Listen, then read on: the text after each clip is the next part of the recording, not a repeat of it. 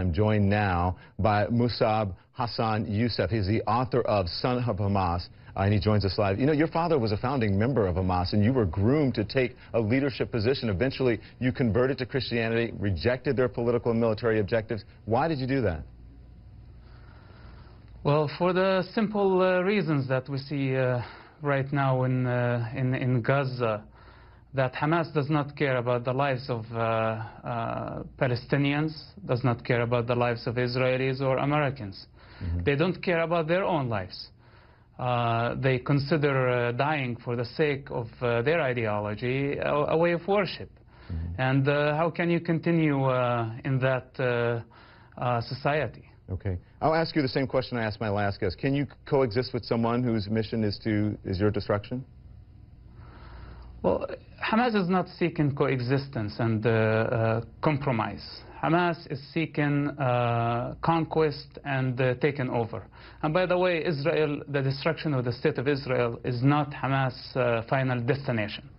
Hamas' final destination is building the Islamic Khilafah, which means an Islamic state on the rubble of every other civilization.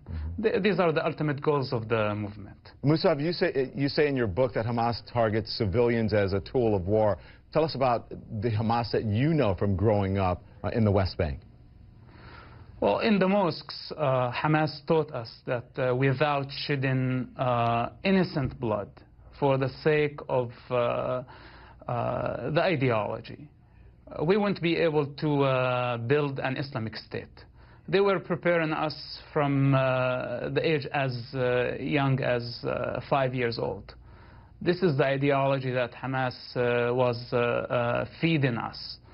And honestly, it's impossible almost for anybody to break through and see the truth of and real face of Hamas and be able to leave at some point.